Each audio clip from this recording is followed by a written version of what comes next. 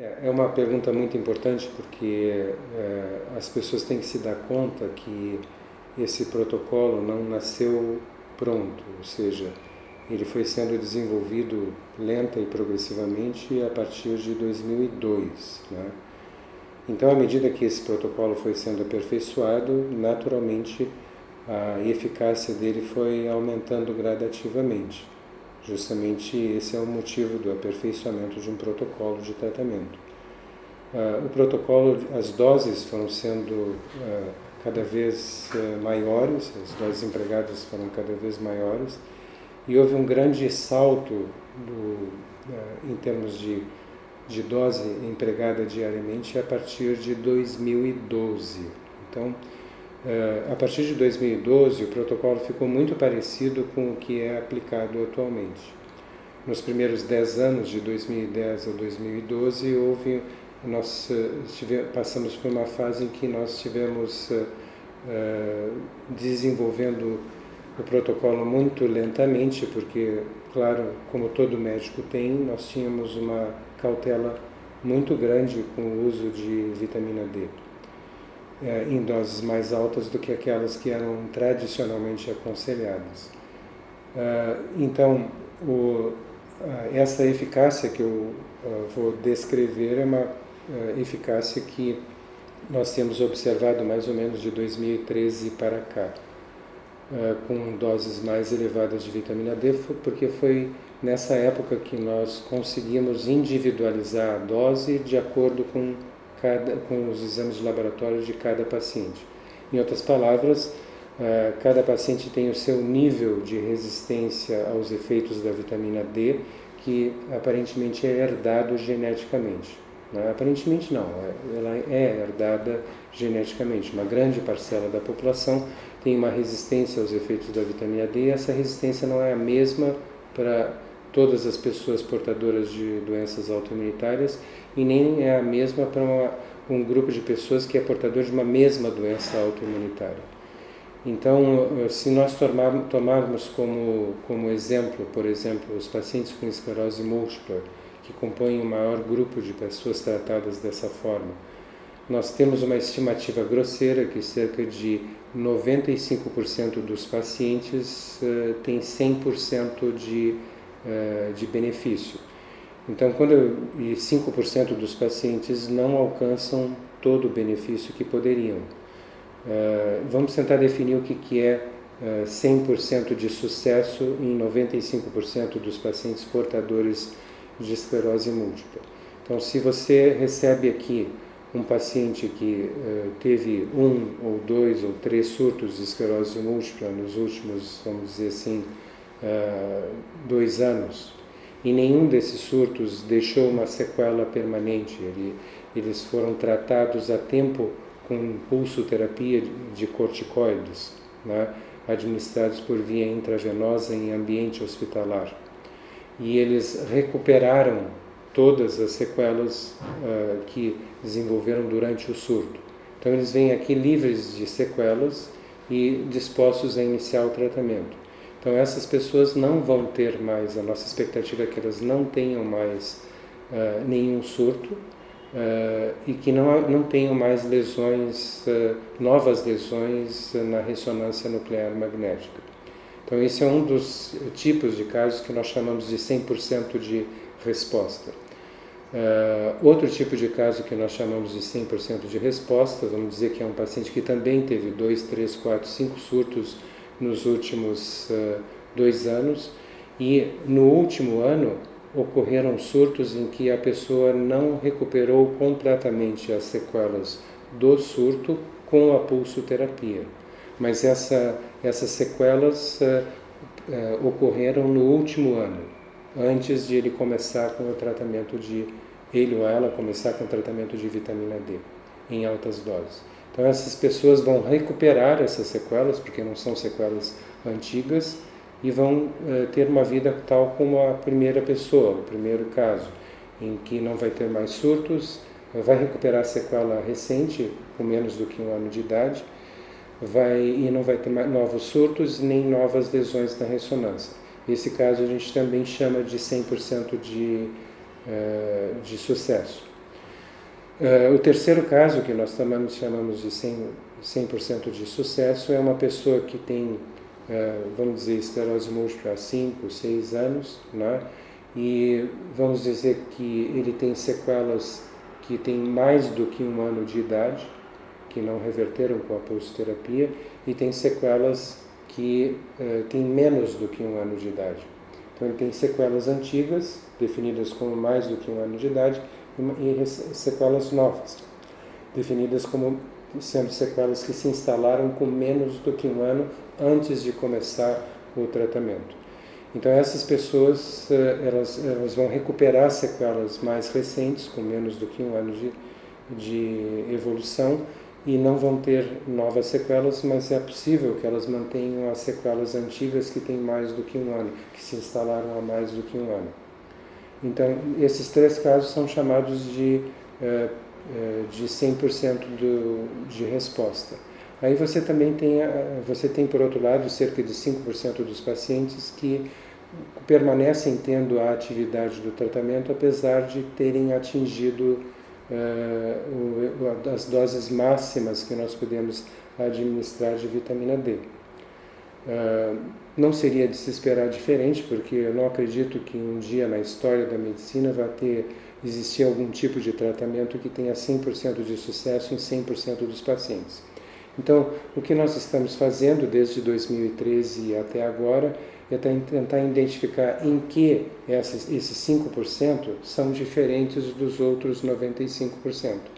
E até agora nós identificamos 5 fatores que estão associados a um efeito incompleto do tratamento da vitamina D. Não é que eles não tenham benefício algum, que esses 5% não tenham benefício algum, mas eles ainda permanecem com a atividade da doença, apesar de essa atividade ter sido reduzida com o tratamento.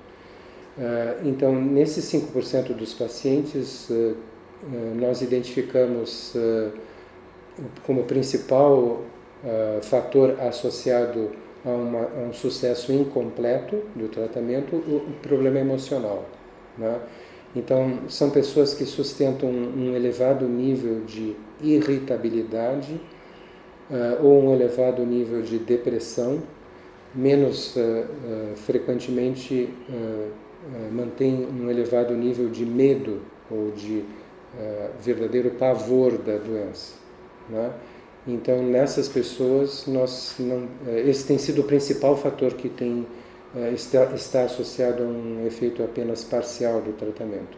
Mas outros fatores que têm sido associados é o uso de banhos excessivamente quentes. Isso a gente vê predominantemente em mulheres que têm esse hábito desde a infância, mas ocasionalmente nós encontramos isso em homens também. Nós temos encontrado a persistência do hábito de tabagismo, né, do cigarro, e parece que o grau de insucesso também está dependendo do número de cigarros que essas pessoas fumam por dia. Nós temos encontrado como causa associada, ou fator associado, possivelmente causa, do insucesso ou do sucesso parcial do tratamento, nós temos encontrado o uso frequente de bebida alcoólica e, finalmente, um outro fator que tem sido encontrado são infecções, em geral urinárias, de repetição em pessoas que já vêm aqui no estágio avançado de doença da esclerose múltipla e com bexiga neurogênica, principalmente aquela do tipo de retenção. Então a gente tem combatido essas causas e já tem avisado os pacientes que o fator emocional tem que ser equacionado, tem que ser combatido, tem que haver uma mudança de atitude da pessoa frente aos problemas que ela enfrenta na vida e em relação à própria doença, né, para que ela consiga o efeito total do tratamento. Todos esses fatores, então, são enumerados aos pacientes por ocasião da primeira consulta. 2 pontinhos que eu queria explorar daí. O senhor falou mais de esclerose múltipla. As outras doenças autoimunes também estão inclusas nessa estatística, assim, do sucesso tão grande como 95%? E outra coisa é que o senhor falou que geralmente lesões com até 1 ano ou sequelas de 1 ano, 2 anos para trás são mais fáceis de recuperar. Mas ainda assim, eu já vi casos de pessoas que recuperaram lesões bem mais antigas, né? Pessoas que disseram que estavam sem andar há 7 anos e voltaram a andar assim. Então, por mais que seja menos garantido, é uma possibilidade. Eu queria que o senhor falasse isso. Sim, quando nós dizemos assim que existe uma linha de tempo de 1 ano, né, a gente tem uma segurança de que as sequelas com menos do que 1 ano de tratamento vão reverter com o tratamento, né? Repetindo, nós temos uma segurança bastante grande de que as sequelas neurológicas que a pessoa portadora de esclerose múltipla desenvolveu e que são sequelas que se instalaram há menos do que 1 ano, contado a partir do início do tratamento para trás, né? É que essas sequelas devem desaparecer progressivamente. Não é que as sequelas mais antigas não possam desaparecer, mas se elas desaparecerem vai ser um desaparecimento mais lento e progressivo e nós vamos ter menos certeza de que elas vão desaparecer. Isso na realidade acompanha também o que nós vemos na ressonância nuclear magnética. Então, as lesões que têm menos do que 1 ano de evolução, elas são lesões que nós esperamos que desapareça, talvez até com 1 ou 2 anos de tratamento. Realmente existe um processo de remielinização e que é um efeito também desse hormônio esteroide, erradamente conhecido como vitamina D. Ele tem efeito de remielinizar lesões recentes, ou seja, lesões com menos do que 1 ano de tratamento. Mas sim, nós temos visto casos de pessoas que têm lesões mais antigas do que 1 ano e elas recuperarem pelo menos em parte, as sequelas que se instalaram há mais do que 1 ano a partir do início do tratamento com a vitamina D. Quanto às outras doenças, por exemplo, se você pegar considerar uma pessoa com artrite reumatoide, né? Tem pessoas que têm deformidades articulares, algumas com deformidades articulares severas. Tem pessoas que vêm começar o tratamento com a articulação praticamente já destruída por 20 anos de evolução da artrite reumatoide. Então você não espera que essas deformidades articulares, que a vitamina D venha a reconstruir a articulação que foi parcial ou totalmente destruída pela artrite reumatoide.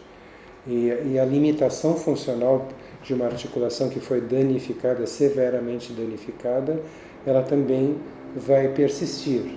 Você espera que a doença, quanto mais recente, quanto menos anos de evolução ela tiver, menos deformidade articular essa pessoa vai ter, e se ela não tiver nenhuma deformidade articular, apenas um processo inflamatório presente, mas sem lesões destrutivas, sem ter atingido destruição parcial ou total da articulação, você espera que essa artrite reumatoide, que os sintomas venham a desaparecer completamente.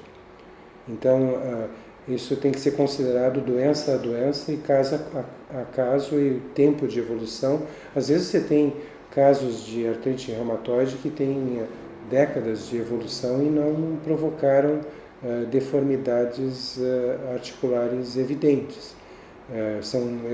Tem pessoas, como acontecem em outras doenças, inclusive na esclerose múltipla, que tem um quadro benigno de evolução da doença, né? Talvez porque tem um nível mais leve de resistência aos efeitos da vitamina D, talvez porque também tem uma deficiência menos severa de vitamina D, e talvez porque tem um estado emocional, uma característica de personalidade sob o aspecto emocional não tão profundamente ou cronicamente afetado quanto outras pessoas, já que o emocional, como a gente teve já a oportunidade de explicar várias vezes, é fundamental para o sucesso do tratamento, o recondicionamento emocional, a mudança de uma atitude emocional. Isso é absolutamente importante para que o tratamento não seja arruinado numa pessoa que mantém profundo grau de irritabilidade, profundo grau de depressão ou de revolta com as limitações que ela tem, né, para que ela consiga atingir todo o benefício que nós esperamos proporcionar com esse tratamento.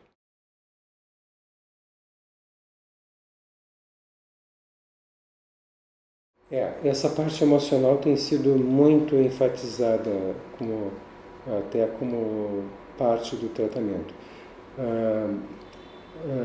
É muito eloquente você perceber ou receber dados de literatura já publicados por diversos autores, mostrando que 85% dos surtos da esclerose múltipla, da forma surto-remissiva, são precedidos por eventos de vida estressantes, né?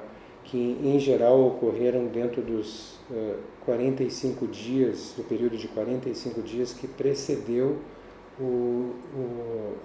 os sintomas do surto, né?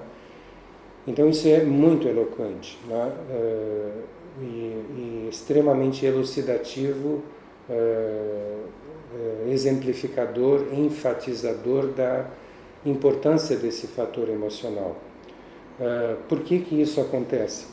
Porque isso acontece é uma coisa pouco conhecida, mas eu duvido que exista um único paciente portador de doença autoimunitária que não tenha percebido que toda vez que passa por um período de estresse emocional, ele identifique a exacerbação da doença, a piora dos sintomas da doença.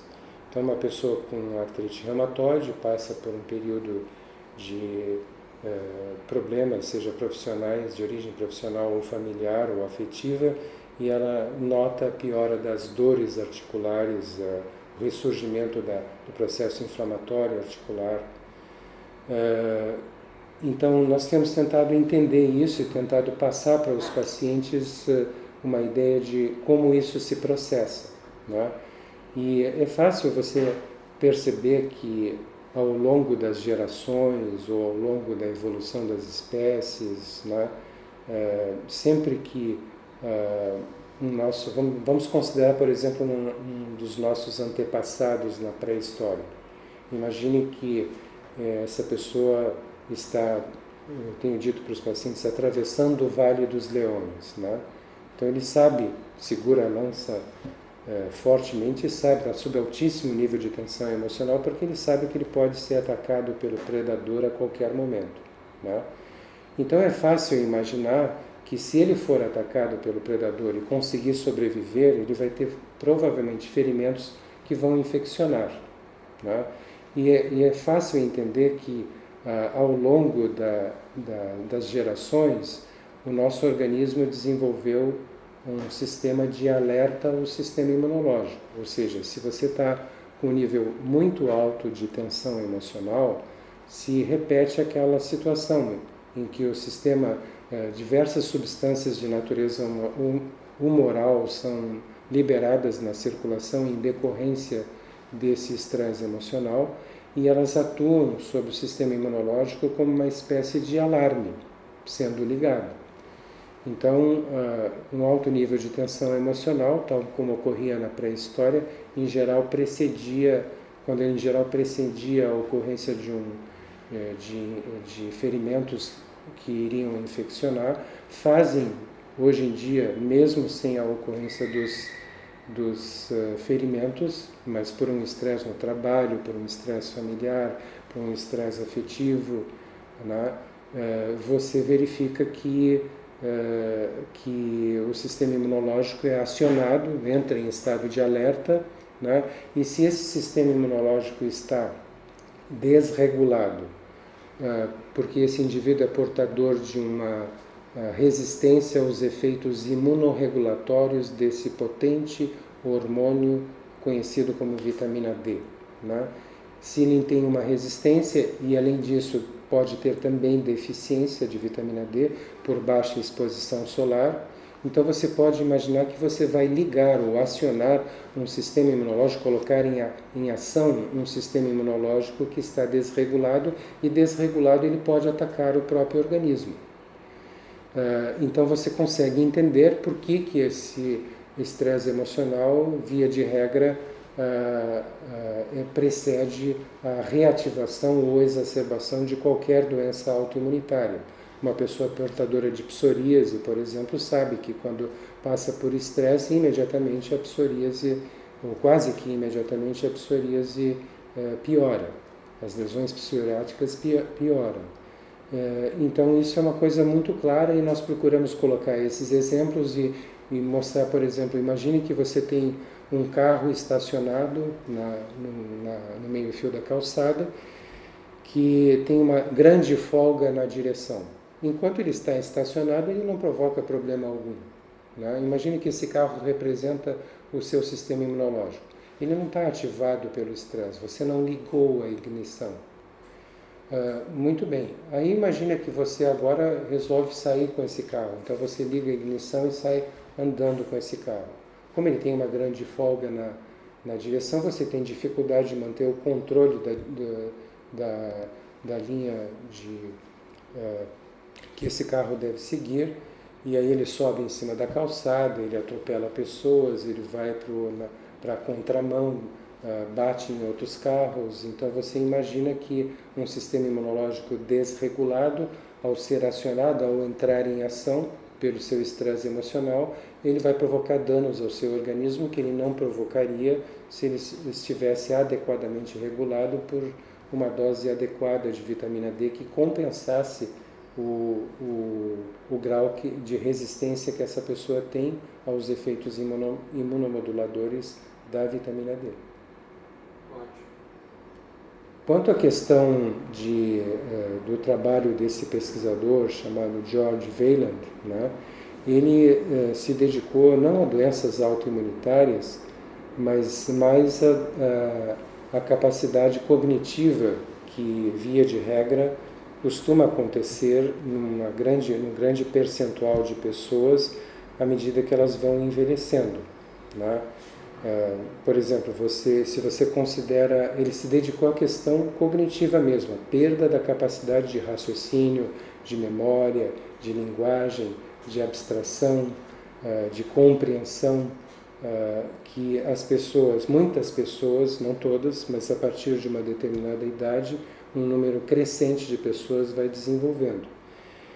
E ele, na realidade, herdou um trabalho inicial que outros pesquisadores da Universidade da Harvard, no departamento de psiquiatria, estavam executando, acompanhando pessoas e caracterizando o perfil psicológico, o comportamento emocional de centenas de pessoas a partir de uma determinada idade, né? Chegou um determinado momento em que esses pesquisadores que estavam acompanhando essas pessoas, eles se aposentaram, e esse pesquisador então retomou esse trabalho, George Wieland, como diretor de pesquisas do Departamento de Psiquiatria da Universidade da Harvard, e tentou correlacionar o tipo de comportamento emocional, o perfil emocional das pessoas, com a ocorrência de demência, de perda dessas capacidades nobres do sistema nervoso, do cérebro, a partir dos 80 anos de idade, né? Então ele conseguiu demonstrar, através, então, fazendo e completando um dos estudos que foi um dos mais longos da história da medicina, ele conseguiu correlacionar o comportamento emocional com o risco de perder a capacidade cognitiva, de evoluir para um estado de demência. Então ele demonstrou que as pessoas que, ao enfrentarem os seus problemas do dia a dia, elas mantêm as suas emoções sobre um determinado controle, um nível de controle, não se deixam abalar terrivelmente pelos problemas que enfrentam no seu dia a dia, aceitam que de vez em quando vão ocorrer problemas e E alguns desses problemas, por mais que ele tenha feito para resolver o problema, fazendo tudo que estivesse ao seu alcance, com boa vontade, procurando fazer tudo bem feito para atingir a solução do problema, né, alguns desses problemas eventualmente vão se revelar como problemas que não têm solução, que não está ao alcance daquela pessoa resolver esse problema. Então, essas pessoas que não se deixam abalar por isso, aceitam, entenderam que isso faz parte de uma vida normal, de você enfrentar problemas que eventualmente não têm solução, mas a maioria deles depende de você, mas de vez em quando alguns não dependem de você e não têm solução. Então, essas pessoas, ao aceitarem isso sem sofrimento, né, essas pessoas que têm esse perfil emocional, essas pessoas têm praticamente um passaporte garantido para cruzar os 80 anos de idade sem perda de função cognitiva, né? Sem essa perda dessas funções nobres do sistema do cérebro que eu mencionei. Ao contrário, aquelas pessoas que mantêm alto nível de irritabilidade, que sofrem por antecipação, que se angustiam muito por problemas corriqueiros, essas pessoas têm alto risco de desenvolver doenças neurodegenerativas a partir de uma determinada idade. Nós temos observado, completando ainda o trabalho desse pesquisador, ele separou aquele grupo de pessoas que tinham cruzado os 80 anos de idade, pelo menos mantendo uma função cognitiva que já tinham antes dessa idade, que tinham quando adultos jovens, né? Ele separou essas pessoas e procurou verificar se havia, pensar nesse grupo de pessoas, aquelas pessoas que ao longo do processo de envelhecimento haviam não só mantido a função cognitiva, mas haviam ganho função cognitiva durante o processo de envelhecimento. Eram aquelas pessoas mais velhas que eram consideradas verdadeiros sábios na comunidade a qual eles pertenciam, e que eram procurados por pessoas mais jovens em busca de conselhos, né? E ele verificou que essas pessoas elas tinham três características de personalidade marcantes, que era alta capacidade de não guardar ressentimentos, grande capacidade de guardar gratidão e um traço marcante de altruísmo na personalidade, ou seja, eram pessoas que se sentiam bem ao ajudarem outras pessoas sem receberem nada em troca. E essas pessoas que têm essas características, então, elas, além de manterem um emocional estável no enfrentamento dos seus problemas, elas têm uma perspectiva de alcançar uma idade avançada até ganhando função cognitiva. Se nós tentarmos explicar esses resultados com base em outros trabalhos feitos por outros pesquisadores, hoje nós sabemos, e isso foi comprovado no cérebro humano desde 1998, que nós todos os dias produzimos milhares de novos neurônios a partir de células-tronco, né? E essa produção de novos neurônios pode ser maior ou menor neste ou naquele indivíduo em comparação com outros indivíduos. E essa produção de novos neurônios sofre a ação, basicamente, a influência basicamente de dois fatores. É um fator que seria assim, o seu emocional. Então, um estado de depressão, por exemplo, está associado a baixa produção de novos neurônios. Então, são as pessoas que se mantêm deprimidas, elas não conseguem repor, através da produção diária de neurônios novos, aqueles neurônios que elas perdem. E elas, no decorrer dos anos, elas vão ter uma quantidade progressivamente menor de neurônios e, por isso, vão estar sob o risco de desenvolver uma doença dita neurodegenerativa ou de perderem as suas capacidades nobres de raciocínio, linguagem, compreensão, abstração. Por outro lado, as pessoas que mantêm uma atitude emocional positiva, elas não têm esse bloqueio da produção de novos neurônios. Então, esse fator emocional é um dos 2 fatores importantes para a questão de quantos neurônios nós estamos produzindo no nosso dia a dia. Quantos neurônios novos nós estamos acrescentando ao nosso cérebro e onde nós estamos acrescentando, em que parte do nosso cérebro nós estamos acrescentando novos neurônios. O outro fator é o fator de quanto nós estamos utilizando, com que frequência nós estamos usando o nosso cérebro e qual área do nosso cérebro nós estamos utilizando.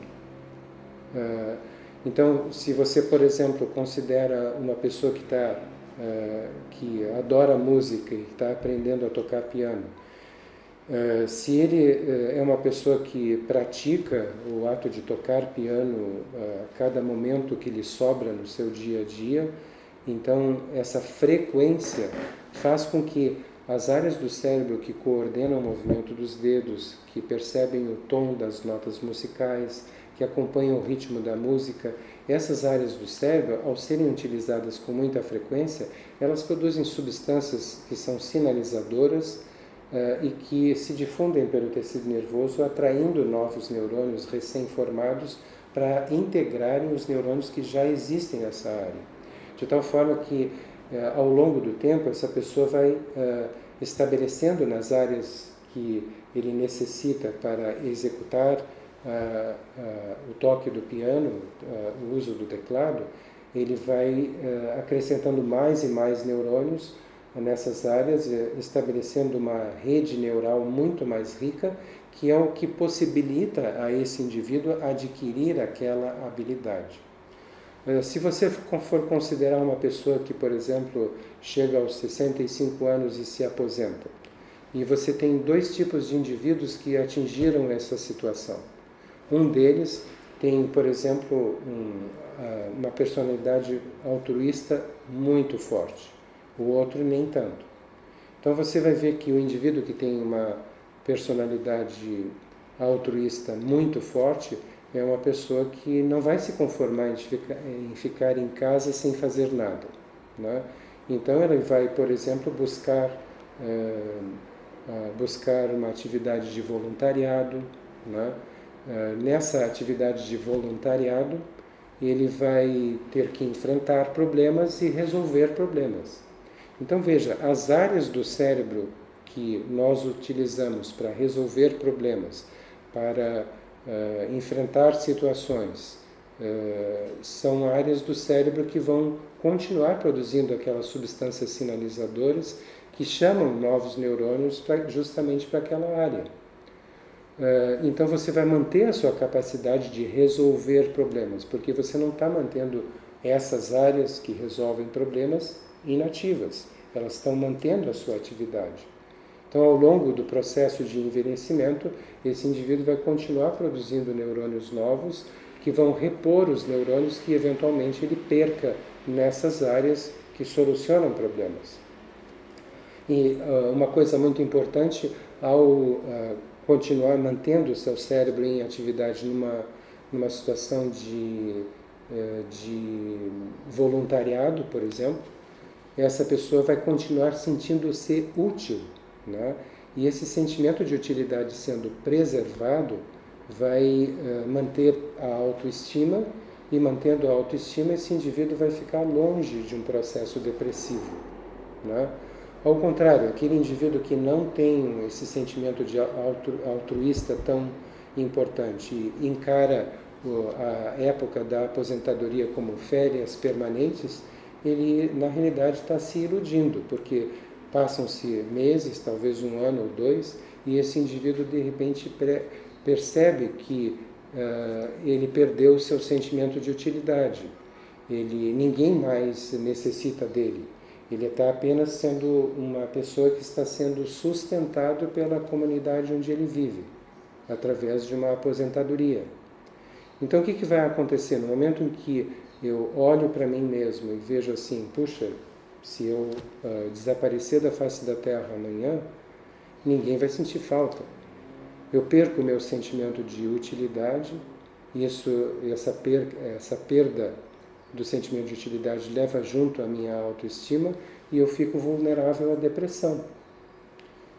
Ficando vulnerável à depressão, eu estou prejudicando a produção de novos neurônios, ao mesmo tempo em que eu não estou demandando a produção de novos neurônios para que eles migrem para as áreas do cérebro que solucionam problemas.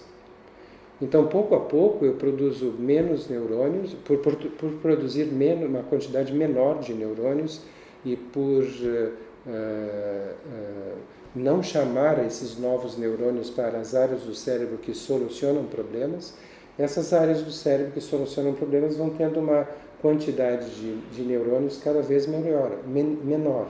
A população de células nervosas vai diminuindo progressivamente, justamente onde? Justamente nas áreas do cérebro que eu necessito manter ativas e eficazes na solução de dos problemas que eu devo enfrentar. Pouco a pouco, à medida que os anos vão passando, esse indivíduo vai tendo uma quantidade menor de neurônios e vai diminuindo nessas áreas e vai diminuindo a capacidade de solucionar problemas. Daqui a pouco passam-se, por exemplo, 5 anos e ele percebe que problemas que ele solucionava, entre aspas, com o pé nas costas, na época em que ele ainda trabalhava, não estava aposentado, agora ele não consegue ter ideia de como solucionar esses problemas. E o que começa a acontecer? Ele começa a ter receio, medo, pavor de que ele venha a desenvolver demência, doença de Alzheimer. E aí você acrescenta mais um fator emocional que vai contribuir ainda mais para a inibição da produção de novos neurônios. Ou seja, o medo da perda de funções cognitivas vai fazer com que esse indivíduo venha de fato a acelerar a perda dessas funções, levando a um ciclo vicioso que de fato pode levar esse indivíduo a um estado de demência. Né? Então, esse é uma forma que a gente tem de explicar os resultados desse pesquisador da Harvard, George Wayland, em que ele demonstrou que as pessoas que se mantêm ativas, e justamente por ter esse traço marcante de altruísmo na personalidade, mantém o cérebro ativo na solução de novos problemas que se defrontam nessa atividade de voluntariado. Com quem eles se defrontam nessa atividade de voluntariado, essas pessoas mantêm as suas funções cognitivas e podem até melhorar a sua capacidade cognitiva à medida que vão envelhecendo. Só para fechar esse assunto, o senhor acha que dá para considerar essa transformação interior, por exemplo, de pacientes de doenças autoimunes que vão transformar a maneira como enxergar a vida, como lidar com os seus problemas e passar a cultivar algumas dessas questões que o senhor falou, do altruísmo, da gratidão? Será que dá para imaginar que isso possa estar relacionado com uma eventual cura para essas doenças, inclusive? O senhor imagina isso de alguma maneira? Eu imagino que sim, porque nós temos verificado o quanto um estado emocional positivo ou negativo influencia a evolução dessas doenças, né? Nós temos vários exemplos, né, de pessoas que já tinham se estabilizado. Você mencionou pessoas que depois de um certo tempo, já tendo sequelas antigas, começam a fazer o tratamento e mesmo com essas sequelas antigas começam a regredir. Essas pessoas são as pessoas que mantêm o mais alto nível de positividade, de encarar o futuro de uma forma positiva, otimista, né? Você observa isso. E por outro lado, eu sinceramente não vi nenhuma pessoa que tenha buscado o nosso auxílio por qualquer doença autoimunitária que seja uma pessoa calma e tranquila. Isso parece ser, de fato, no nosso entender, quase um pré-requisito para uma pessoa desenvolver uma doença autoimunitária. Não é que eu posso dizer que não é que ela seja uma pessoa estressada, mas ela pode ter se tornado uma pessoa estressada. E assim como isso pode ser um pré-requisito para ela desenvolver a doença, isso também pode ser um pré-requisito para sustentar a progressão da doença ou a atividade da doença, pelas razões que nós já consideramos relativas a essa questão do sistema imunológico. Eu acho que vale muito a pena acrescentar algumas coisas em relação ao trabalho desse pesquisador da Harvard, George Whalen, que seria assim observações pessoais, por exemplo, relativas, por exemplo, à doença de Parkinson, né? Não é uma doença autoimunitária, é uma doença neurodegenerativa, né? Mas nós temos encontrado uma atitude emocional típica até hoje, sem nenhuma exceção, em mais de 1.000 pessoas portadoras de doença de Parkinson que nós acompanhamos nos últimos um pouco mais do que 10 anos. São pessoas que têm muito medo, né? Desde que se conhecem por gente, a vida e o comportamento delas é comandado por esse medo, mesmo que não deixe transparecer, né? Então, esse medo gera um comportamento típico. Então, por exemplo, quando essas pessoas começam a trabalhar numa determinada profissão, elas são consideradas pessoas de um alto nível de responsabilidade e altamente confiáveis. Porque toda tarefa que é dada, é colocada sob a responsabilidade dessa pessoa, gera angústia, medo e preocupação. Medo, angústia e preocupação relativas ao quê?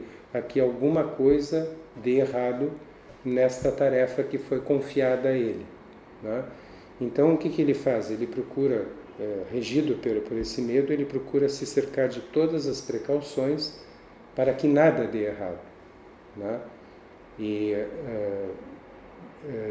por isso são consideradas pessoas de alta responsabilidade e que muito cedo na sua empresa, na empresa onde eles trabalham, eles conseguem uma promoção. E eles ao serem promovidos, eles não encaram essa promoção, não sentem essa promoção com grande euforia. Pelo contrário, elas recebem essa promoção com mais angústia, né? Porque são mais responsabilidades. Alcançou agora o cargo de chefia do setor da empresa, onde ele era apenas um funcionário, mais um funcionário dentre 30 funcionários que trabalham naquela seção. Agora ele é responsável por toda a seção. E aí o que acontece? Ele tem um nível maior de responsabilidade que gera um nível maior de angústia, e ele vai fazer de tudo para que todos os funcionários que trabalham sob seu comando façam o serviço, o trabalho daquela seção com todo o nível de responsabilidade que ele faria se estivesse no lugar do funcionário. E o que acontece é que passa-se um ano e pouco, e o dono da empresa vê aquela seção trabalhando, os funcionários daquela seção trabalhando como elementos de uma orquestra, né?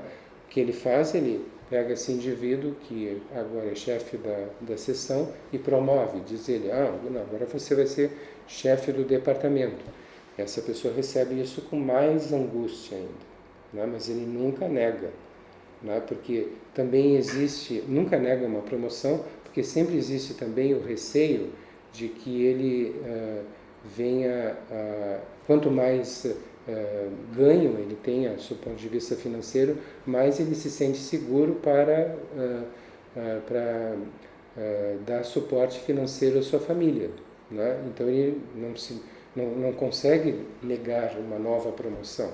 Ele aceita, mas aceita com mais angústia, porque essa nova promoção requer mais responsabilidades que vão ficar ao seu encargo. Agora ele não tem apenas os 30 funcionários da seção, agora eles têm 3.000 funcionários do departamento. E aí o que vai acontecer? Ele vai fazer serão, vai trabalhar até altas horas, vai ir na empresa no final de semana, porque nada pode dar errado. Ou seja, ele vai vivendo a vida dele com grande angústia. chega uma determinada época da vida dele em que esse indivíduo enfrenta um problema muito, muito maior do que ele normalmente enfrentou ao longo da vida. E o que vai acontecer é que substâncias tóxicas que são produzidas por esse estado de angústia passam a ser produzidas numa quantidade muito maior. E eles acabam afetando justamente porque justamente pelo fato de que essas toxinas são derivadas da dopamina, as toxinas provocadas por esse sentimento de angústia são derivadas da dopamina. A mais conhecida delas é uma substância chamada salsolinol.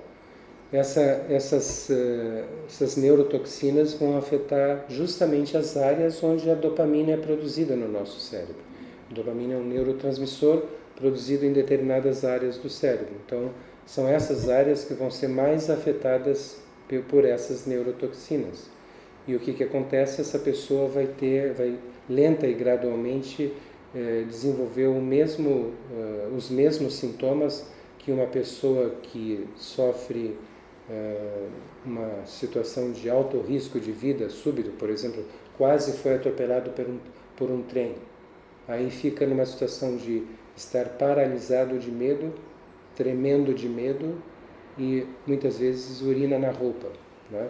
Então essas expressões, paralisado de medo, tremendo de medo, se urinou de medo, né? Em uma situação como essa, quase foi atropelado por um trem, são justamente as mesmas manifestações que ocorrem no Parkinson, mas de uma forma insidiosa, não súbita e transitória, como uma pessoa que quase foi atropelada pelo trem. Mas, pouco a pouco, a pessoa que está desenvolvendo doença de Parkinson, ela vai sentindo o braço mais rígido, por exemplo, ao caminhar ele oscila menos, começa a ter tremores, né? Por exemplo, vamos dar um exemplo mais concreto para que isso fique bem claro. Imagine uma pessoa que é um alto executivo, já de uma certa idade, 55, 60 anos de idade, e que sofre uma dor de origem cardíaca, que nós chamamos de angina.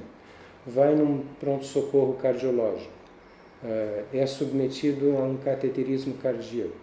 Aí dizem a ele, olha, você tem que ser operado de urgência, amanhã nós temos que estar com você no bloco cirúrgico, porque nós vamos colocar 2 pontes de safena, uma ponte de mamária, 3 stents para salvar a sua vida, né? Então essa pessoa vai para o bloco cirúrgico numa situação de pavor, porque ele está sob alto risco de vida, né? Então você imagina que aquelas neurotoxinas provocadas pelo estado de pavor passam a ser produzidas em grande quantidade. Mas imagine que a cirurgia é bem sucedida, que tudo correu bem, que esse indivíduo está recebendo alta já depois de 1 semana ou 10 dias de hospitalização e já está apresentando os primeiros tremores na mão direita, por exemplo. Aí o cirurgião torácico diz assim, olha, você tem que procurar um neurologista porque tem que ver qual é a causa desses tremores. Aí ele vai procurar um neurologista e o neurologista diz assim, olha, você tem Parkinson. E Parkinson é considerada uma doença neurodegenerativa, progressiva, potencialmente incapacitante, que não tem cura e que só tem tratamento paliativo. Veja o que acontece agora. Você, ao receber essa notícia, esse indivíduo que sempre esteve extremamente angustiado por pequenos problemas do dia a dia, né? Nesse indivíduo agora você plantou o terror na alma dessa pessoa, né? E aí você estabelece um ciclo vicioso, em que a pessoa que desenvolveu a doença do medo agora está com medo da doença do medo. Em outras palavras, disseram para ele que ele tem uma doença neurodegenerativa que não tem cura, ele está agora apavorado.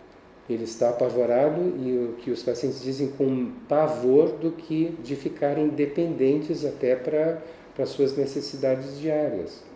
E isso gera o quê? A produção de uma quantidade maior daquelas mesmas neurotoxinas que geraram os primeiros sintomas da doença, Então essa quantidade maior faz com que esse indivíduo piore das manifestações do Parkinson, porque ele expõe aquelas mesmas regiões do cérebro a uma concentração maior de neurotoxinas, e ele acaba então piorando da doença de Parkinson. E quando ele piora da doença de Parkinson, ele fica ainda mais apavorado, ele piora dos sintomas, produz mais neurotoxinas, fechando um ciclo vicioso que faz com que essa profecia de que se trata de uma doença que é neurodegenerativa, progressiva, potencialmente incapacitante, que só tem tratamento paliativo, que não tem cura, faz com que essa profecia se autossustente, né? E faz com que essa pessoa vá progressivamente piorando ao longo dos anos. Nós temos conversado muito com os pacientes com doença de Parkinson, nós temos percebido que aquelas pessoas que retiram, que conseguem desenvolver uma certa até indignação consigo mesmas, de saberem que elas é que estão provocando essa doença, né?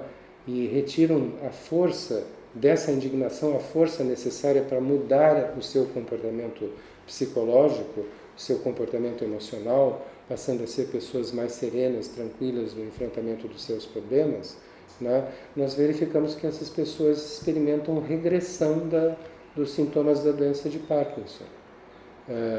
E dependendo do estágio onde elas se encontram, elas podem até ficar com mínimas manifestações do Parkinson ou quase nenhuma manifestação, ou nenhuma mesmo manifestação, sem a necessidade do uso das medicações paliativas que são tradicionalmente administradas pela doença de Parkinson. Então, nós dizemos para o paciente assim,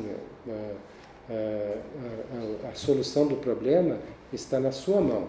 Eu gostaria que estivesse na minha mão, mas está na sua mão e requer que você aprenda uma lição de vida que não aprendeu ao longo de toda a sua vida, ao longo de décadas da sua existência, de 60 anos de existência, em que você não aprendeu a enfrentar os seus problemas com tranquilidade, com serenidade, né?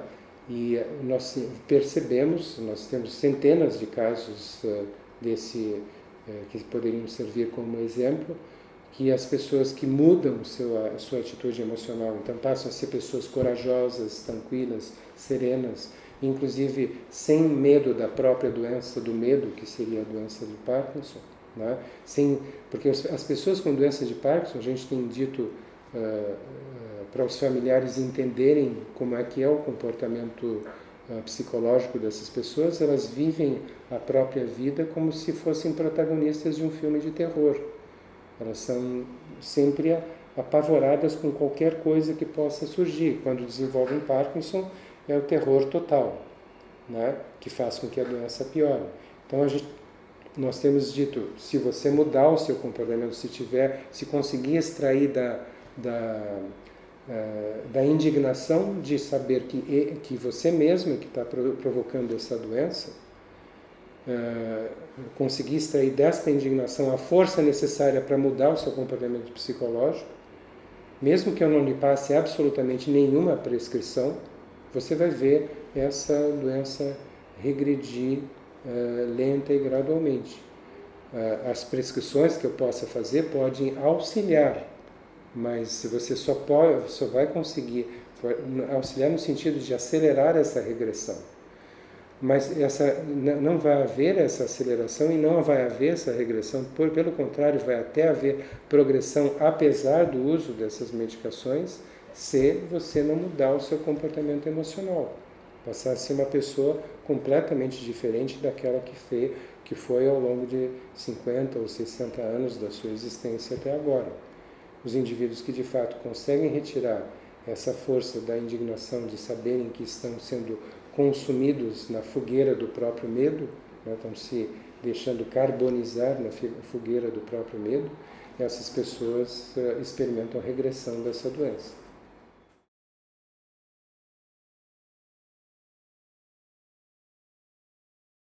Eu considero essa pergunta assim talvez uma das mais, se não a mais importante de todas que você fez, né? Porque ele tem um alcance social e até para o futuro do país como um todo incalculável, eu considero incalculável, né? A deficiência de vitamina D hoje em dia é considerada uma pandemia mundial, né? Para você ter uma ideia, se estima que no inverno, numa cidade urbana como São Paulo, né, num ambiente urbano como a cidade de São Paulo, quase 80% da população é deficiente em vitamina D, né? E em cidades situadas no hemisfério norte ou no hemisfério sul, quanto mais distante da linha do Equador, pior é essa situação. Essa pandemia mundial piora ao ponto de você ter cerca de 99% da população deficiente em vitamina D no inverno dessas regiões. Se estima que apenas um em cada 10 pessoas no mundo não tenham deficiência de vitamina D. E é muito importante você perceber que esse é um hormônio esteroide que tem funções de extrema importância no cérebro, tanto do adulto, mas principalmente do cérebro em desenvolvimento, né? Ou seja, no cérebro do feto e no cérebro da criança. Então, você sabe, hoje em dia sabe, por situações que ocorreram, por incidentes históricos que ocorreram, que a deficiência de vitamina D durante a gestação provoca o nascimento de crianças autistas, né? E nunca houve tantas crianças autistas quanto nós estamos vendo no mundo atual. É interessante saber que em uma determinada época, se não me engano, no início da década de 90, houve uma guerra civil na Somália, que ainda hoje perpetua suas consequências, e nós sabemos que as guerras que ocorrem em países da África, via de regra, são guerras genocidas, em que uma etnia procura dizimar as outras etnias para se tornar hegemônica naquele país. Então houve uma guerra civil na Somália, e o que aconteceu é que milhares de pessoas fugiram daquele país naquela época e foram aceitas como refugiados em algumas cidades do mundo. Uma das cidades que aceitou um dos maiores números uma quantidade maior de refugiados foi Estocolmo, na Suécia. Então, eles formaram uma comunidade somali em Estocolmo, na Suécia. Pouco tempo depois da formação dessa comunidade de refugiados, os médicos suecos começaram a perceber uma verdadeira epidemia de nascimento de crianças com autismo na comunidade somali de Estocolmo. E os médicos suecos literalmente viraram do avesso, em termos de exames laboratoriais, as gestantes da comunidade somali para saber por que elas estavam dando à luz a crianças que desenvolviam características autistas, né? E a única coisa que eles encontraram foi níveis praticamente indetectáveis de vitamina D. Então, esse foi o primeiro incidente, foi um incidente que chamou a atenção dos pesquisadores da área da vitamina D para a grande, fundamental importância da vitamina D no desenvolvimento do cérebro da criança. Então, isso se tornou um problema sério no mundo inteiro atualmente, né? O que aconteceu naquela comunidade somali, né? Hoje, os pesquisadores aceitam como verdade constatada e demonstrada cientificamente que todos nós somos descendentes do negro africano, né? E que, à medida que o homem migrou do ambiente da África com grande exposição, abundante exposição solar, né? E se instalou em uma área mais distante do Equador, passou a ocorrer um processo de seleção natural, em que as crianças que nasciam com uma alta pigmentação na pele, elas não conseguiam produzir a quantidade de vitamina D por exposição solar que era necessária para que mantivessem a sua saúde, para que não desenvolvessem, por exemplo, como a vitamina D é fundamental para o sistema imunológico, elas morriam por infecções na infância, ou por doenças autoimunitárias na infância, ou por cânceres, porque a falta de vitamina D provoca câncer. Existem mais de 500 mil de publicações a respeito do papel desse hormônio esteroide na prevenção de câncer. E, infelizmente, não existe praticamente nenhuma menção no livro do oncologista, mas existe mais de 500 mil de publicações a respeito do papel da vitamina D na prevenção de câncer. Ou seja, aquelas crianças que nasciam já na população localizada já um pouco distante da linha do Equador, mantendo alta pigmentação da pele, elas não chegavam à idade adulta, elas morriam por diversas doenças na infância.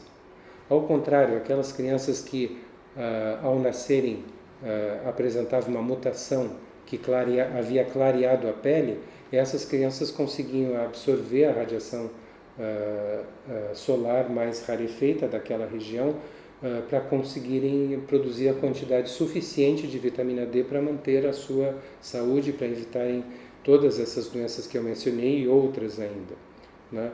Então elas chegavam à idade, elas conseguiam atingir a idade adulta e passavam os seus genes para a geração futura, né? E o que acontecia? À medida que o tempo havia passado, havia um clareamento da pele em toda aquela população. Tendo havido esse clareamento da pele, esses indivíduos conseguiam migrar para uma área ainda mais distante da linha do Equador. E de novo se repetia o mesmo processo de seleção natural. Aquelas crianças que nasciam com um clareamento ainda maior da pele, elas conseguiam atingir a idade adulta e passavam seus genes para a geração futura, ao contrário do que acontecia com as crianças que mantinham uma pigmentação ainda excessiva para aquela disponibilidade de radiação solar que ocorria naquela região. Então, se você, por exemplo, observar o que acontece na Europa, você olha para o sul da Itália, para a área da Calábria, para a ilha da Sardenha, você encontra lá pessoas com pigmentação de pele bastante evidente. À medida que você vai subindo em direção ao Círculo Polar Ártico, né, você vai encontrando populações com pele cada vez mais claras.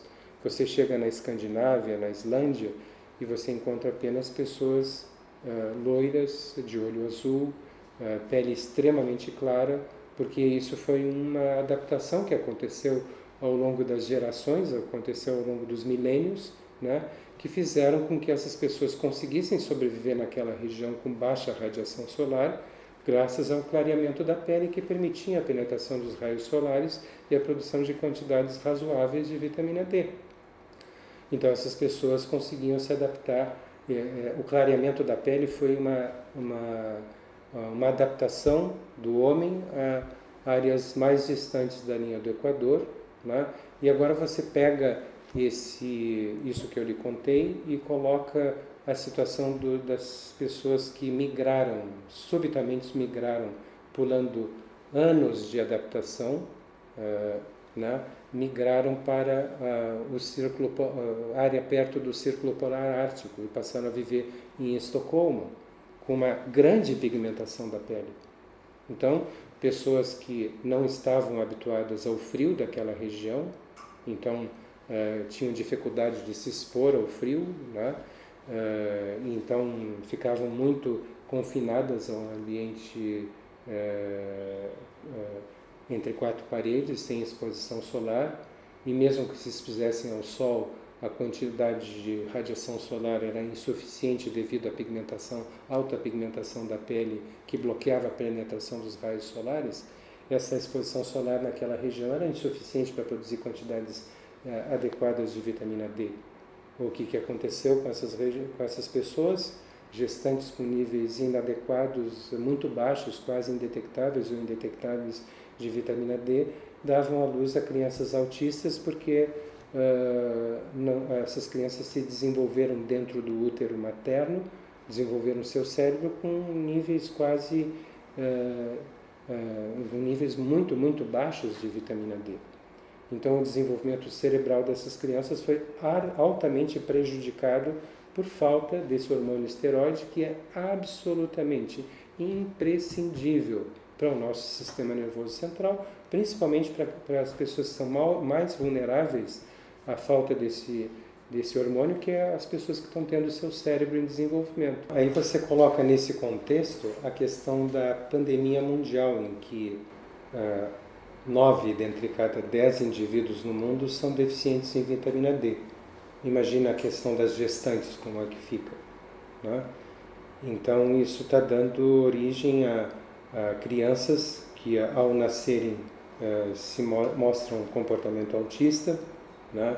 Quando atingem, ou outras crianças que quando atingem a puberdade desenvolvem esquizofrenia, né? Então hoje tem vários estudos relacionando não só o autismo, mas também a esquizofrenia, o distúrbio bipolar, indivíduos que durante a fase de desenvolvimento do cérebro, intrauterina e pós-natal, tiveram níveis muito baixos de vitamina D. Então, crianças, estudos foram feitos demonstrando que crianças que nasceram de mães com níveis baixos de vitamina D têm alto risco de desenvolver esquizofrenia na adolescência, distúrbio bipolar quando adultos, né? Então você imagina o quanto isso é importante para o desenvolvimento cerebral. Ao contrário, o que está se verificando é que se você dá uma dose realista de vitamina D para uma gestante, e o que é uma dose realista, né? É uma dose de 10.000 unidades por dia para a gestante, que é uma dose que você produz por 20 a 30 minutos de exposição solar, dependendo do horário em que você está exposto ao sol, sem uso de protetor solar, deixando pelo menos os braços e pernas expostos à luz direta do sol. Você produz facilmente essa quantidade de vitamina D. Então, se você dá essa dose realista, e não a dose que foi produto de um erro de cálculo e que é utilizada pela grande maioria dos médicos, não só no Brasil, mas em todo o mundo, porque ela foi aconselhada por um instituto denominado Instituto de Medicina, ou Institute of Medicine, nos Estados Unidos. E essa dose que foi aconselhada, que foi aconselhada como 600 unidades por dia, é hoje demonstrada como sendo uma dose absolutamente insuficiente para tirar qualquer indivíduo da deficiência de vitamina D. Utilizando os mesmos dados que foram usados na década passada pelo Instituto de Medicina, ou Institute of Medicine, se você preferir, já 2 publicações feitas por pesquisadores da área de vitamina D altamente qualificados demonstraram que isso foi um produto de um erro de cálculo e que a dose mínima que deveria ter sido aconselhada para tirar o indivíduo adulto da deficiência deveria ser de 7.000 unidades e provavelmente, idealmente, 10.000 unidades. Então, na realidade, o que está acontecendo? Em decorrência desse erro de cálculo, os médicos em todo o mundo estão administrando para as gestantes, inclusive aqui no Brasil, doses baixíssimas de vitamina D. E o que eles fazem? Eles não medem, os médicos que administram a dose diária recomendada, eles não medem os níveis de vitamina D. Eles aplicam a lógica e dizem assim: se foi recomendada, se a dose internacionalmente recomendada é de 600 unidades, esse meu paciente tem que estar com uma dose, com um nível normal de vitamina D. Então, para que eu vou pedir um exame de laboratório para confirmar se eu estou usando a dose recomendada? E aí ele não vai nunca saber que o seu paciente continua deficiente em vitamina D. Mesmo que passe meses tomando essa dose diária de 600 unidades, vai continuar deficiente em vitamina D. E agora, em publicações que surgiram no final de 2014 e no início de 2015, está demonstrado que isso foi um produto de erro de cálculo. Ou seja, em decorrência desse erro de cálculo, você tem uma quantidade enorme de crianças nascendo em todo o mundo com autismo e desenvolvendo autismo. E depois, mais tarde, desenvolvendo esquizofrenia. Então, você imagina o quanto de sofrimento isso está se impondo à população em decorrência desse erro de cálculo. E nós ficamos extremamente preocupados pensando assim, agora, isso estando demonstrado que foi um erro de cálculo, quanto tempo vai passar? Anos, talvez, para que os médicos percebam que eles foram mal informados. Principalmente os obstetras não estão dando doses que deveriam dar para retirarem a gestante que está sob seus cuidados da deficiência de vitamina D, com profundas e lamentáveis consequências para o futuro desse indivíduo e, por extensão, para o futuro de um país inteiro. Ao administrarmos doses realistas de vitamina D, que são doses que, como eu disse, podem ser produzidas por 20 a 30 minutos de exposição solar sem protetor solar, deixando pernas e braços expostos ao sol, num horário adequado, entre 10 da manhã e 4 da tarde, apenas alguns minutos, insuficiente para deixar sequer a pele discretamente avermelhada e, portanto, insuficiente para produzir câncer de pele. Mas se você der essa dose por via oral para gestantes todo dia, o que nós temos observado é relatos impressionantes das mães que voltam ao nosso consultório com a criança já com alguns meses ou um ano de idade ou até mais.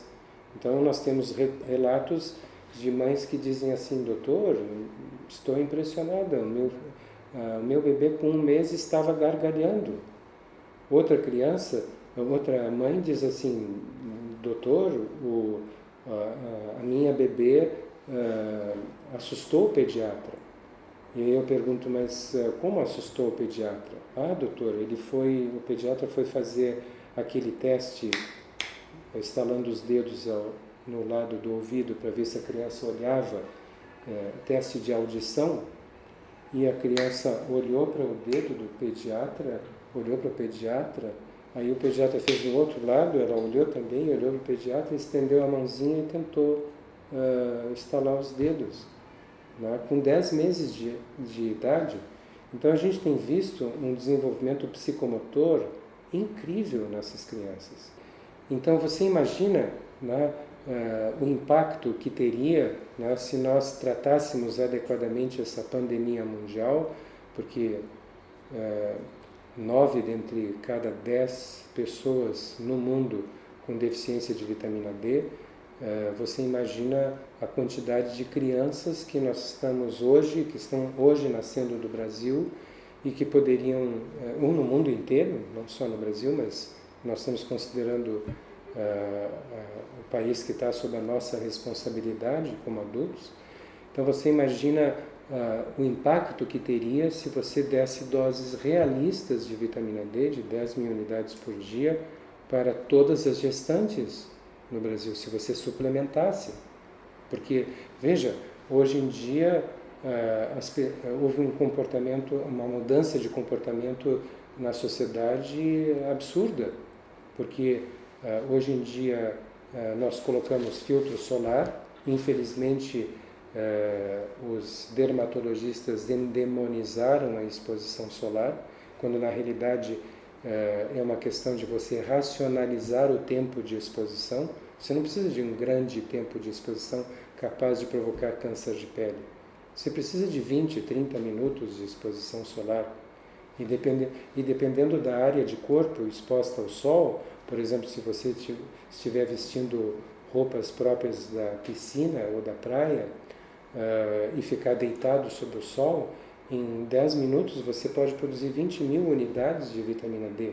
E quando você chega a esse nível de produção, a própria pele desliga a produção, porque o organismo aprendeu que vitamina D em excesso pode fazer mal, pode ser tóxica, então ela interrompe a produção. Então, dependendo da área de corpo exposta ao sol, dependendo do horário, dependendo do não uso de protetor solar, poucos minutos são capazes de produzir uma quantidade fisiológica de vitamina D, 10.000, 20.000 unidades, tem que ser considerada uma dose fisiológica porque é produzida por poucos minutos de exposição ao sol.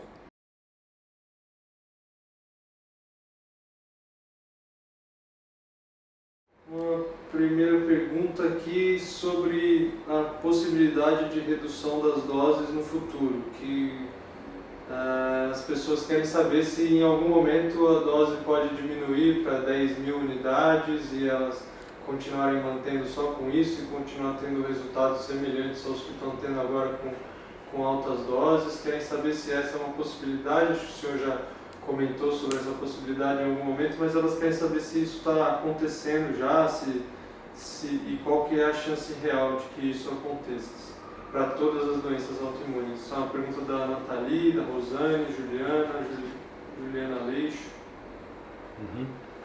Isso é uma pergunta frequente de todos os pacientes, tá?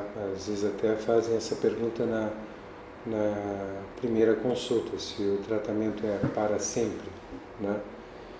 E aí nós respondemos de uma forma transparente, né?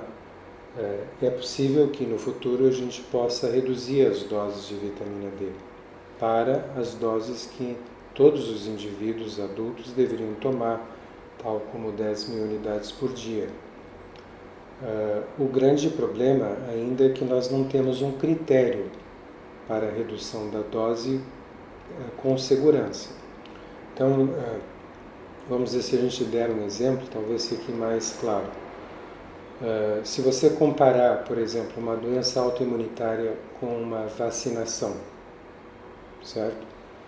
A primeira crise da doença autoimunitária, o primeiro sinal de ataque do sistema imunológico contra o nosso próprio organismo, pode ser comparado com uma vacina. Então, é como se o seu organismo houvesse sido vacinado, por exemplo, no caso da esclerose múltipla, contra a bainha de mielina, né?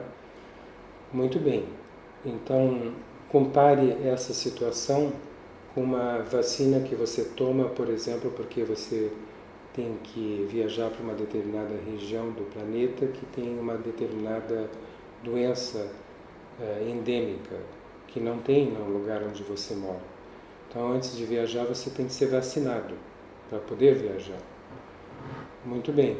Então, imagina que você é vacinado, vai para aquela região, lá você fica, quem sabe, 2, 3 meses e aí você volta para o local onde você mora e imagine que passam-se aí 5 anos, né? E aí, depois de 5 anos, você tem que voltar àquela região. Você olha a sua carteira de vacinação e percebe que, de acordo com ela, aquela vacina perdeu validade. Você precisa tomar um reforço da vacina para então sim poder viajar. Muito bem. Então, se você comparar a vacina errada, que seria o primeiro ataque do sistema imunológico contra o próprio organismo, se você comparar isso considerar isso uma vacinação errada, né? Que considera a bainha de mielina como inimiga e passa a atacar a bainha de mielina. No momento que você tem um novo surto da doença, porque você passou por um estresse emocional, aquele surto funciona como se fosse um reforço da vacina. Então, quanto mais surtos você tem, mais reforços da vacina você está fazendo. Mais fixada na memória do seu sistema imunológico está ou se torna a ideia de que a bainha de mielina é inimiga. Muito bem. Imagine que você começa a tomar doses elevadas de vitamina D. Aí essa dose elevada de vitamina D bloqueia seletivamente o programa de atividades que o seu sistema imunológico utiliza para atacar assim ao próprio organismo, mas potencializa os programas que o sistema imunológico executa para destruir vírus, bactérias, micro-organismos em geral. Ele bloqueia só aquele programa errado, tá? O que acontece? Você para de ter o reforço da vacina errada, que são os surtos da esclerose múltipla, as exacerbações da doença autoimunitária de uma forma geral. Então, é possível que ao longo dos anos, à medida que vão passando os anos, o seu sistema imunológico vai esquecendo da mensagem da vacina, ou seja, aquela vacinação errada vai perdendo a sua validade. E passados alguns anos, décadas ou anos, você possa baixar o nível de vitamina D para a dose que todo mundo deveria tomar, mas não ficar sem vitamina D, mas para uma dose de 10 mil ou 20 mil, que não requer uma dieta restrita, e você não ter mais a doença porque o seu sistema imunológico esqueceu da vantagem, da mensagem errada daquela vacinação inadequada. Né?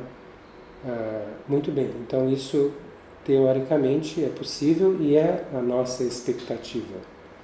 Qual é o nosso problema aqui? É que nós não sabemos por quanto tempo nós vamos ter que manter essa dose elevada de vitamina D, bloqueando o programa errado de atividades do sistema imunológico, para que a vacinação errada perca a sua validade. Esse é o nosso problema, nós não sabemos ainda. Em outras palavras, nós não temos um critério para dizer aquele indivíduo já pode baixar o seu nível de vitamina D para a dose que todo adulto deveria tomar para fazer prevenção, para se manter fora da faixa de deficiência. E aquele outro não, aquele outro precisa manter aquela dose alta de vitamina D. Nós não temos esse critério, nós não temos um exame laboratorial que nos possa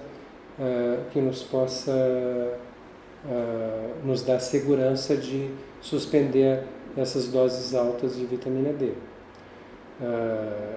E se nós retirarmos essa vitamina D precocemente, esse indivíduo pode ter um novo surto. Então, nesse momento quando nós damos alta entre aspas, depois de cerca de 4 consultas feitas em 2 anos, para portadores de doenças autoimunitárias, nós não suspendemos a vitamina D, nós não dizemos, você está curado, nós dizemos, você está com a doença suprimida, mas vai ter que manter por tempo indeterminado a dose de vitamina D que foi ajustada ao longo dessas 4 consultas feitas em 2 anos, por tempo indeterminado, mas vai ser convidado a retornar aqui para que a gente possa fazer uma avaliação, inclusive, entre outros motivos, para saber se agora nós já temos um critério para reduzir a dose de vitamina D. Independentemente disso, é claro que a nossa expectativa é que aquele indivíduo que está com a doença autoimunitária há mais tempo vai ter que manter por mais tempo a dose alta de vitamina D. E aquele indivíduo que teve as manifestações apenas por alguns meses vai estar entre os primeiros a poder reduzir a dose de vitamina D. Por outro lado, aquele indivíduo que aprendeu a controlar suas emoções, não se estressa por problemas corriqueiros do dia a dia, ele provavelmente vai ser um dos primeiros indivíduos que vai poder reduzir a sua dose de vitamina D, porque ele não está, através desse distúrbio emocional, instigando o seu sistema imunológico a atacar o próprio organismo. Né? Então, existem vários fatores que estão em jogo, mas nesse momento nós temos que ser honestos o suficiente e dizer que nós não temos ainda um critério para reduzir a dose de tempo necessário de tratamento, mas nós imaginamos que o tempo vai variar de uma pessoa para outra, mesmo dentro de uma mesma doença autoimunitária.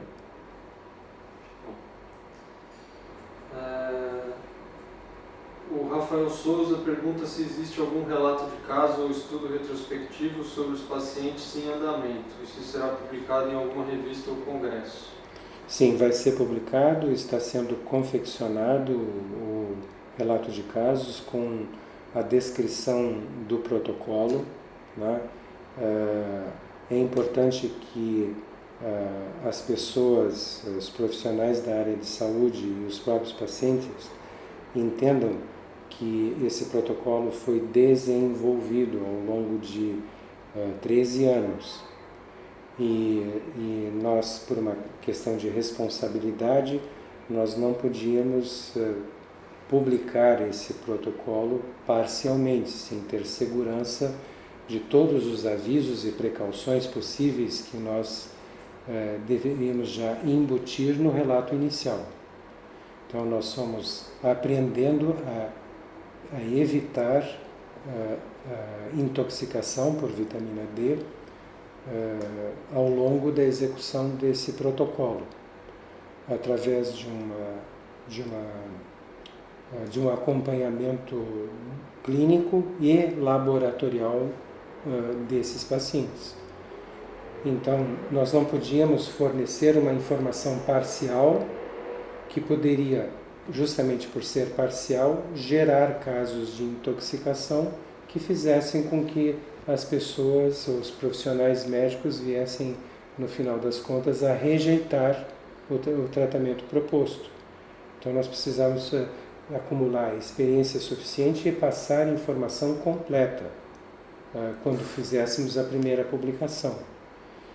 E essa publicação já está sendo confeccionada agora, porque nós julgamos que nós já atingimos esse grau de segurança ao ponto de aconselhar adequadamente outros médicos a como proceder corretamente para a execução séria, responsável do uso de altas doses de vitamina D.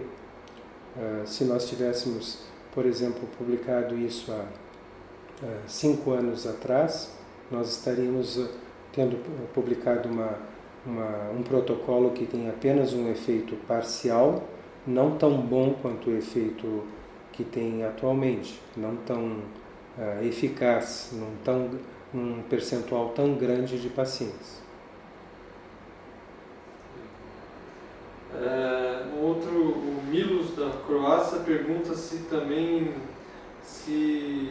tem alguma base de dados com quantos pacientes estão seguindo esse tratamento ou estão seguindo o protocolo, algum tipo de estatística, se vocês aqui na clínica têm isso, porque ele vê muitos depoimentos na internet, mas queria saber de dados mais concretos, assim, em números.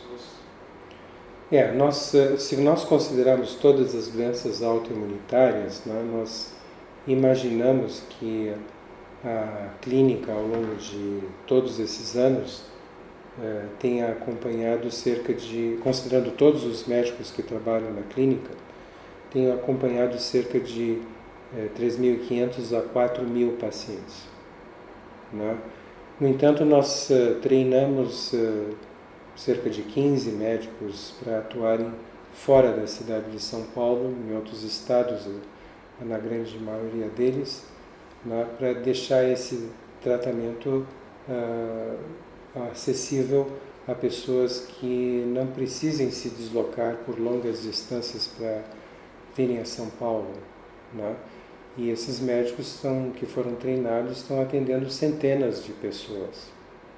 Mais recentemente, nós começamos a treinar médicos que vêm do exterior. Né?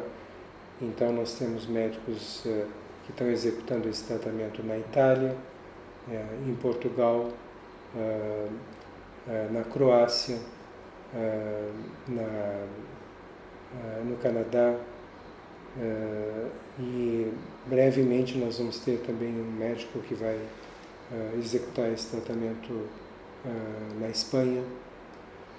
Então a tendência é que esse tratamento vá se espalhando ao redor do mundo e o benefício que ele tem provocado para os pacientes, tem proporcionado aos pacientes portadores de doença autoimunitária, vá se estendendo a um número cada vez maior de pacientes.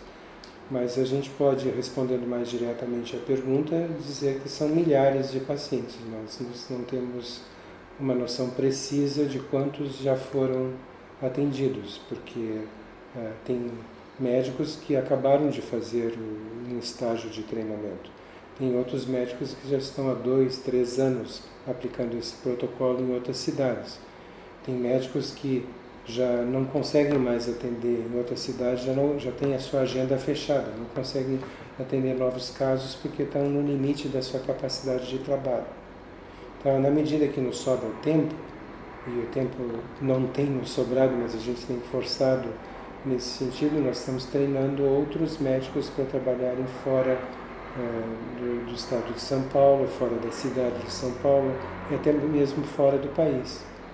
Nós temos, obviamente, dado preferência para pessoas interessadas nesse tratamento que vivem em áreas cada vez mais distantes de São Paulo, justamente para proporcionar o acesso a esse tratamento para pessoas que vivem em áreas distantes e não concentrar tudo ao próximo de São Paulo, obrigando as pessoas a terem que viajar. Por exemplo, nós recebemos pessoas que vieram da Rússia fazer esse tratamento aqui. Nós recebemos pessoas que vieram da Croácia. Nós recebemos pessoas que vieram da Itália, de Portugal, de outras cidades de outros países da América Latina, até dos Estados Unidos. Então, é uma pena que essas pessoas tenham que viajar por distâncias tão longas para ter acesso a um tratamento tão simples. Mas, ao mesmo tempo, é necessário que essas pessoas tenham, que os médicos que estão aplicando esse protocolo estejam recebendo em tempo real todas as atualizações que nós fazemos do protocolo. Então, cada pergunta que um dos médicos que fez um treinamento nos faz, porque está recebendo um paciente diferente, um caso que ele não viu durante o treinamento, a resposta é repassada para todos os outros médicos para que a experiência de cada um vá contribuindo para a experiência de todos os que fizeram o treinamento. Tem uma pergunta da Viviane Valadares e da Adriana Bianchi. Gostaria de perguntar ao Dr. Cícero como cuidar da saúde dos ossos seguindo o tratamento com altas doses, como deve ser o equilíbrio entre o P1N1 e o CTX, acho que são 2 exames, né, que o senhor pede, dos que fazem o tratamento com essa dose alta, e se a vitamina K2 ajuda na possibilidade de perda óssea ao reduzir a ingestão de cálcio, ao reduzir a absorção do cálcio. Na realidade, a questão se refere à dose de vitamina D que você emprega, né?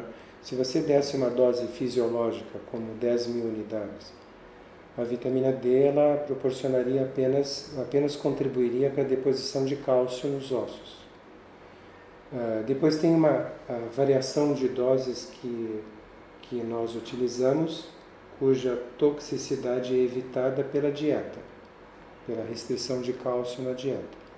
Então, se evita o excesso de cálcio provocado pelo estímulo que essas doses mais altas provocam sobre a absorção de cálcio dos alimentos. Então, assim, a gente restringe a quantidade de cálcio para evitar o excesso de absorção. Então, essas pessoas não ficam com falta de cálcio, nós deixamos apenas a quantidade de cálcio que vai ser absorvida sob o forte estímulo de uma dose alta de vitamina D, mas nós deixamos a quantidade de cálcio no alimento, que é a dose de cálcio que o organismo necessita. O problema é que essa dose maior de vitamina D, cuja toxicidade é prevenida, impedida pela dieta, ela, ao mesmo tempo, ela estimula o depósito de cálcio nos ossos e, ao mesmo tempo, estimula a retirada de cálcio dos ossos. Ela faz as duas coisas ao mesmo tempo. Então, nós sabemos hoje que nós precisamos evitar que os indivíduos, ao tomarem doses altas de vitamina D, estejam mais perdendo cálcio do que ganhando cálcio nos ossos. Nós precisamos favorecer o depósito de cálcio nos ossos. E aí nós temos apenas duas possibilidades para executar, para atingir esse objetivo. Se o indivíduo estiver se mantendo sedentário, nós sabemos que esse indivíduo vai perder cálcio nos ossos.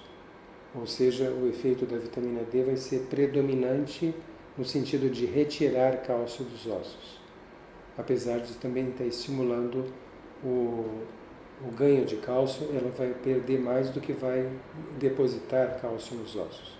Então a tendência é o indivíduo desenvolver osteopenia e depois osteoporose se nós não fizermos nada. Então nós temos duas alternativas para evitar esse efeito colateral. Uma alternativa é a seguinte: a pessoa tem que fazer atividade física aeróbica, se possível diariamente. Que nível de atividade física aeróbica? Nós precisamos que essa pessoa caminhe 30 minutos de uma caminhada rápida, não confortável, não uma caminhada simples, confortável, como se fosse um passeio, mas uma caminhada rápida, mas respeitando o limite de condicionamento físico dessa pessoa. Que essa caminhada dure 30 minutos e que ocorra no mínimo 5 vezes por semana, idealmente todos os dias.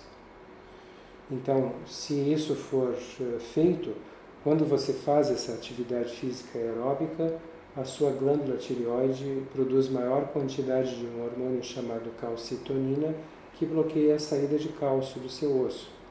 Então a vitamina D consegue então colocar cálcio no seu osso, mas não consegue retirar o cálcio devido ao efeito da calcitonina produzida pela atividade física aeróbica. A outra possibilidade que nós temos é o uso de drogas produzidas pela indústria farmacêutica, que são chamadas de bifosfonatos, né? Então essas drogas são usadas somente em indivíduos que não têm condição de fazer atividade física aeróbica. Por exemplo, eu posso ter um indivíduo que tem esclerose múltipla e que tem perda de força nas pernas, como uma sequela antiga. Então eu não posso pedir para esse indivíduo fazer essa atividade de caminhada rápida ao longo de 30 minutos. Então eu vou ter que usar um bifosfonato. Você pode ter um indivíduo que tem artrite reumatoide e que, por exemplo, a artrite reumatoide tem afetado os tornozelos ou os joelhos.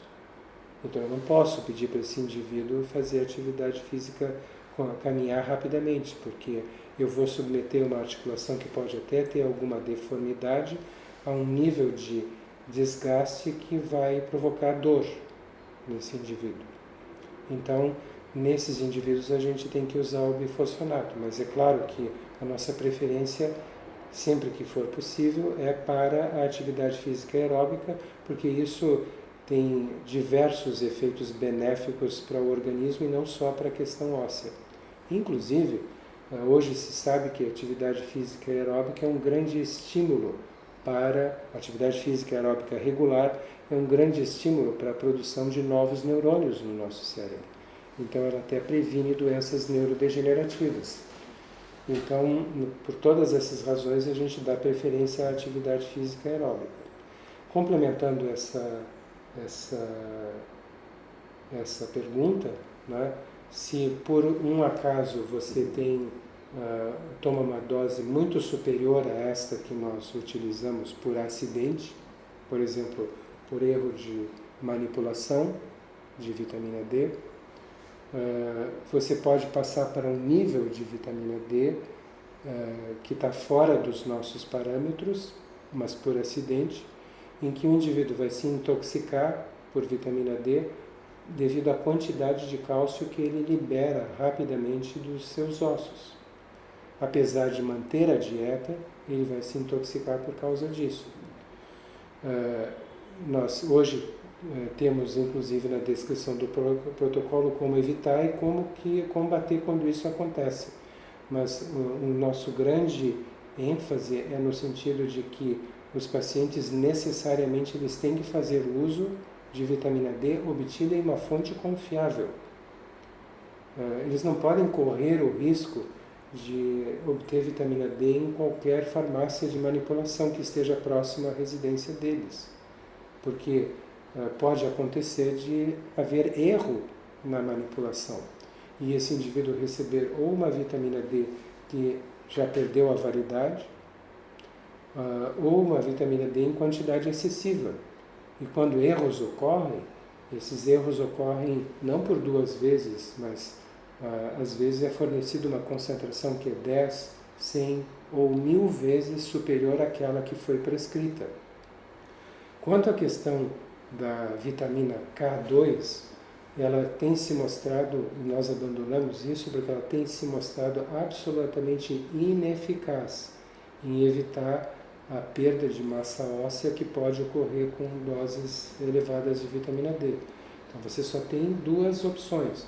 Ou você pode fazer atividade aeróbica, e nós estamos nos referindo, como eu disse, a 30 minutos de caminhada rápida, respeitando o condicionamento físico 5 a 7 vezes por semana, ou você usa essas medicações chamadas no seu conjunto de bifosfonatos, a vitamina K2, pelo menos para as doses, altas doses que nós temos utilizado, se mostrou absolutamente ineficaz em evitar a perda de massa óssea, perda de cálcio nos ossos. O senhor falou sobre farmácia de manipulação, tem uma pergunta do Rafael Souza perguntando qual que é o critério para escolher as farmácias, se existe algum selo de qualidade para que os pacientes possam procurar e quem é que avalia as farmácias indicadas nos estados fora de São Paulo. Então, na realidade, o que nós fizemos, nós temos a ideia assim, de que se você procurar fazer vitamina D numa farmácia escolhida aleatoriamente, 90% talvez de chance de que nada aconteça de errado, né? Mas nós não podemos nos permitir 10% de risco. Então o que nós começamos a fazer? Nós começamos a trabalhar com um grupo de farmácias e selecionamos aquelas farmácias que nós vimos através dos exames de laboratório em que o exame de laboratório confirmava que a vitamina D que estava sendo prescrita era aquela que o paciente estava de fato tomando. Então, não é que nós proibimos longe disso de o paciente fazer em qualquer farmácia, mas nós explicamos de uma forma transparente. Essas farmácias foram testadas pelo uso de vários pacientes, pela observação dos exames laboratoriais de vários pacientes.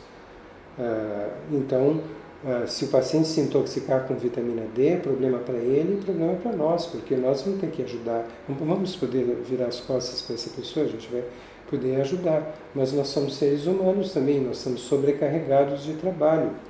Então a gente não pode deixar de dizer assim, olha, nós estamos lhe dando essa lista de farmácias que até agora os pacientes usaram e não nos deram nenhum problema. Alternativamente, você pode comprar, mesmo do exterior, através do seu cartão de crédito, vitamina D industrializada. Basta que não seja o que nós estamos querendo é que seja uma fonte segura, que nós possamos confiar na vitamina D, porque ela é a alma do tratamento. Então, se você tomar dose excessiva, para nós isso representa risco de intoxicação, e aí não adianta você ter feito todo um exame de laboratório, um acompanhamento laboratorial para ajustar a dose, porque foi dada uma dose que é 1000 vezes superior àquela que você prescreveu. Então não existe um controle, um selo de qualidade, a gente apenas dá várias alternativas confiáveis, de fontes confiáveis de vitamina D. Tem uma pergunta que é sabido que altas doses de vitamina D deprimem o magnésio sério. O Dr. Cícero usa o magnésio no seu tratamento, porém a dose usada tem sido suficiente para coibir essa ação? O Dr. Cícero tem atentado para esse detalhe? Sim, justamente por isso nós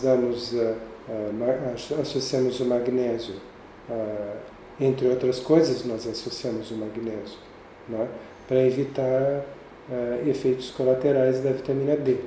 Magnésio e cálcio são antagonistas.